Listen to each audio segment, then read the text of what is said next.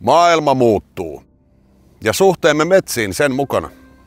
Meidän täytyy tuntea metsien käyttöä ja metsiin liitettyjä arvoja pitkällä aikavälillä. Vain siten voimme sovittaa yhteen erilaisia tavoitteita ja rakentaa kestävää tulevaisuutta. Myös menneisyydessä on aina pohdittu eri vaihtoehtoja tulevaisuudelle ja pyritty vaikuttamaan niihin. Metsähistoria voi avata ajankohtaista metsäkeskustelua aivan uusista näkökulmista.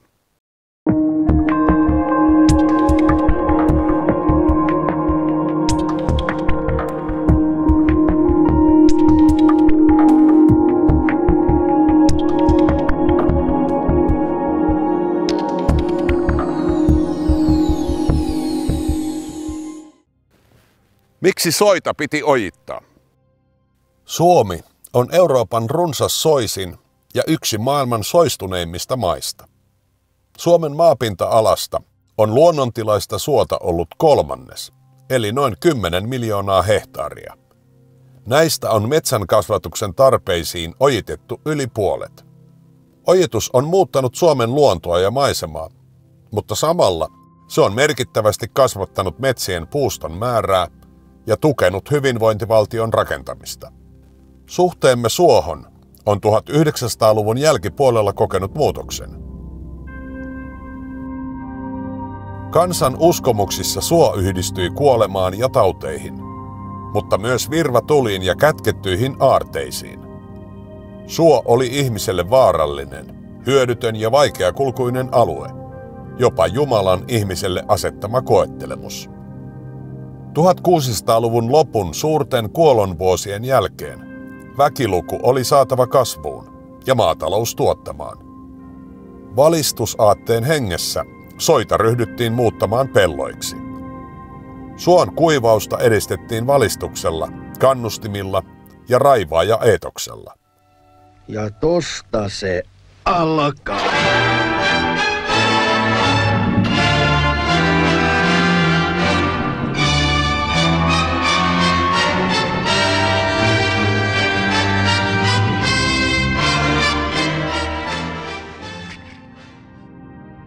–1800-luvulla runsas puunkäyttö sekä talonpoikaisiin tarpeisiin että laajenevan metsäteollisuuden raaka-aineeksi johti aiheelliseen pelkoon metsien loppumisesta. Suon kuivaus tarjosi mahdollisuuden lisätä myös metsiä. Järjestelmällinen suometsien tutkimus aloitettiin 1910-luvulla ja ojitukset käynnistyivät niin valtion kuin metsäyhtiöidenkin mailla. Myös yksityismetsien hoitoa ryhdyttiin ohjaamaan lainsäädännön ja neuvonnan avulla. 1930-luvulla Suomessa työskenteli jo kokonainen ojureiden ammattikunta, 15 000 miestä. Sotien jälkeen metsiä ja myös suometsiä tarvittiin entistä kipeämmin jälleenrakennukseen, siirtoväen ja rintamamiesten asuttamiseen, sotakorvausten maksamiseen ja metsäteollisuustuotteiden vientiin. Ojituksessa lapiot vaihtuivat pian järeisiin oja-auroihin ja edelleen kaivinkoneisiin.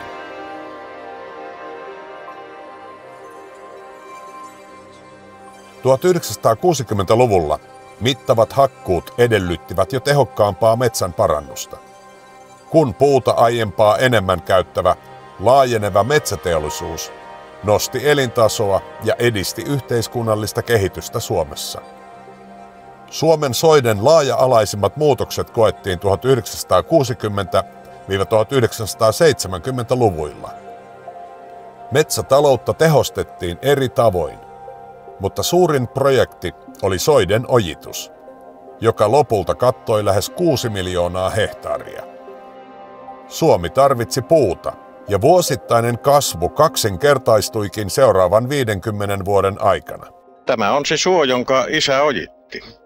Toissa vuonna alueelle tehtiin hakkuut ja kunnostusojitus. Muutamille lohkoille kylvettiin lisää lantaa ja nyt metsä kasvaa niin, että kohisee. Nykyään Suomen puuston kasvusta 1/4 on peräisin ojitetuilta soilta, vaikka osalla soista ei lopulta ollutkaan edellytyksiä metsän kasvuun. Ojitukset muuttivat luontoa ja maisemaa ja aiheuttivat jo aikanaan kritiikkiä tutkijoidenkin parissa. Soidensuojeluliike järjestäytyi Suomen luonnonsuojeluliiton ja Suoseuran yhteyteen. Uudisojitus alkoi laantua 1970-luvulla. Samalla luonnonsuojelu ja virkistysarvot vahvistuivat, ja 2000-luvulle tultaessa soista tuli tärkeitä myös ilmasto- ja monimuotoisuustavoitteiden kannalta. Soiden ennallistaminen ja sen tutkimus alkoi.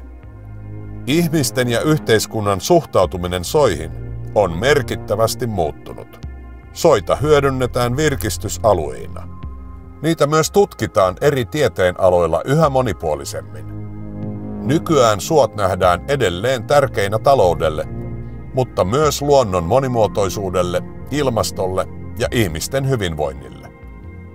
Riippumatta siitä, mitä ajattelemme soiden suojelusta, ojittamisesta, metsittämisestä tai ennallistamisesta, on soilla ollut äärimmäisen suuri merkitys historiassa ja kulttuurissa. Ihmisille, yhteisöille, yhteiskunnalle ja luonnolle.